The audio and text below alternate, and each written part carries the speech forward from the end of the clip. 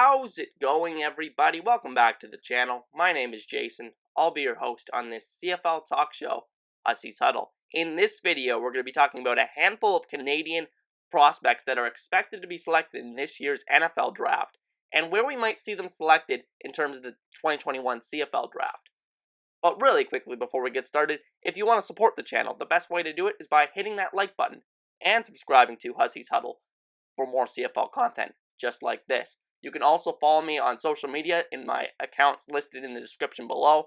And with that said, let's get started. So let's start by establishing the basis for my analysis here. I am projecting where each player will be selected in the 2021 CFL Draft based on a couple of considerations. One, I have to take into account similar cases of Canadian players in the past who have been drafted into the NFL or who have signed in the league immediately following the draft, meaning they've had significant NFL interest. And number two, I also have to weigh that against the fact that this is an extremely unique draft in that the pool of prospects isn't nearly as deep due to the numerous U Sports prospects that deferred their draft year to next year. Also, you have to consider that this draft is also 2 rounds shorter than normal, going from 8 down to 6. So a lot of unique aspects about this draft in general. And with those things explained, let's get into it. Going in order on the general consensus of where these players will be taken in the NFL, we start with Oregon defensive back Javon Holland. Holland, who is originally from Coquitlam, BC,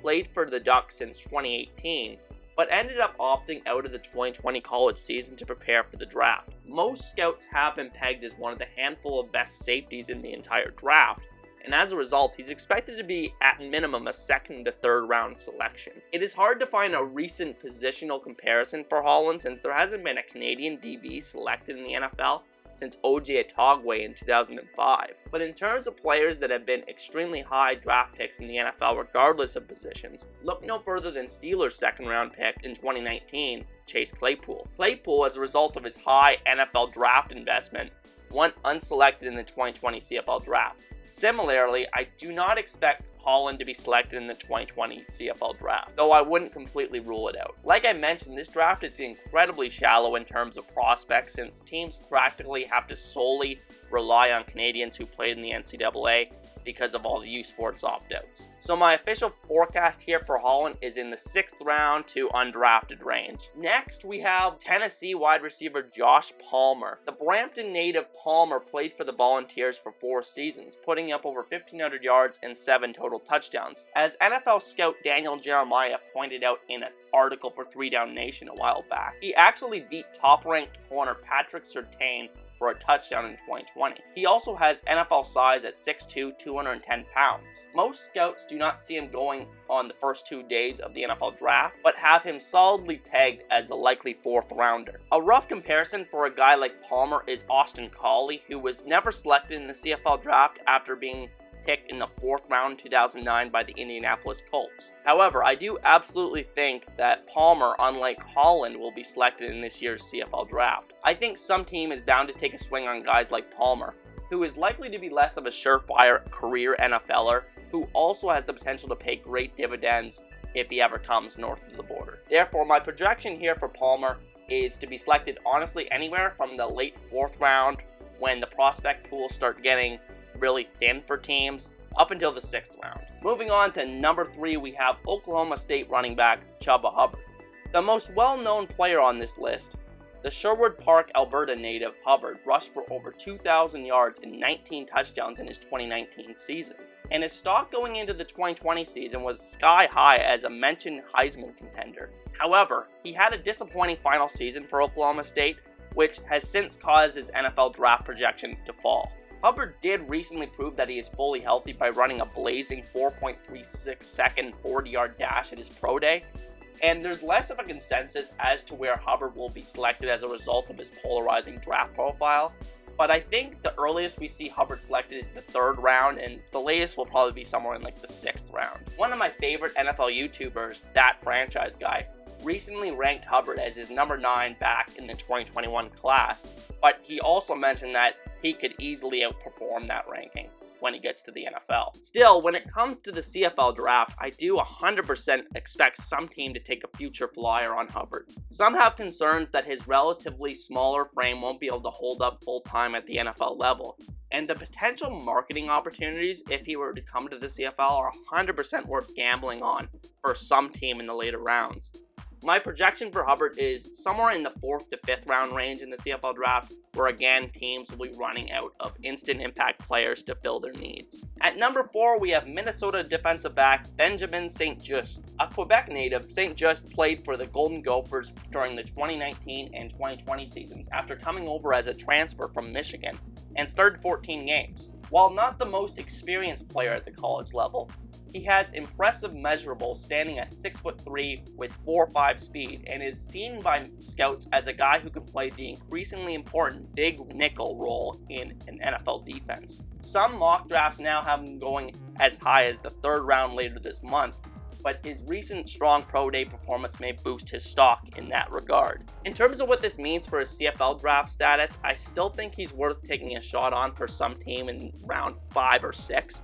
But he's certainly trending towards a guy that might go undrafted if he goes higher than expected on NFL draft day. Similar to a guy like Holland, who I spoke about earlier, there aren't many recent Canadian defensive backs that have been selected in the NFL draft, so we don't really have many good case studies to go off of here. We'll just have to wait and see where StJust ends up going. At number 5, we have Iowa offensive lineman Alaric Jackson. One of the more fascinating cases on this list, Jackson comes into the draft as a 5-year redshirt senior who has prototypical size at 6'5", 318 pounds, but has some red flags on tape according to some scouts. NFL Network's Daniel Jeremiah sees him as a later round prospect who is slower to get out of his stance against faster edge rushers. However, Jackson has also consistently ranked as the number 1 prospect on the CFL Scouting Bureau, so there are those out there that are very high on him. Now here's a player that we can actually draw some comparisons for. There have been several Canadian offensive linemen drafted in the NFL over the past 10 years,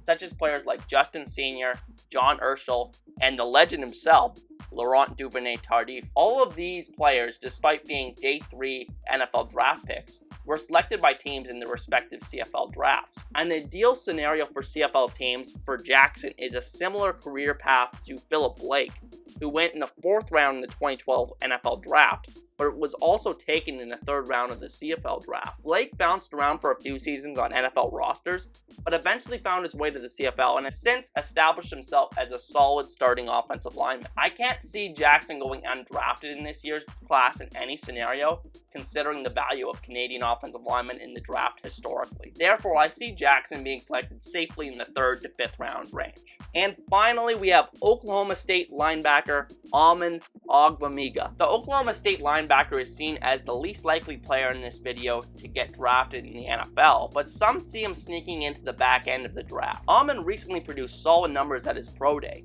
where he ran a 4.6 40 that might have been faster than many expected. Regardless of whether he goes on day 3 of the NFL draft, I expect him to go relatively high in this year's CFL draft. Since he's been seen as an NFL fringe guy, I don't think teams around the league will be too deterred to take him, especially when he could potentially be an impact player in the Canadian game if things don't go his way down south. One thing I haven't brought up to this point in the video is that if, God willing, we have a CFL season in 2021, teams will have a double class of rookies carrying over from the 2020 CFL draft. I think this could greatly factor in with Almond because teams will likely only have so much playing time to hand out to rookies in training camp in 2021. So they might be more willing to select a guy who may not come to the CFL this season, but has a decent chance of falling out of the NFL within the next couple of years based on his draft position. For this reason, I expect Almond to go anywhere from the 3rd round at the latest to even as early as a late 1st round if some team fitting that criteria I just described is willing to pull the trigger. And with that said, that is going to be the end of this video. I want to thank everyone for watching. Once again, my name is Jason. If you want to support the channel, the best way to do it is by hitting that like button and subscribing to Hussey's Huddle for more CFL content just like this. Be sure to let me know in the comment section where you think all these prospects are going to go in this year's CFL draft and what teams will be good fits to take these players. For example, Chuba Hubbard, who would be a good fit for him. And with that said, I'll see you guys next time. Peace.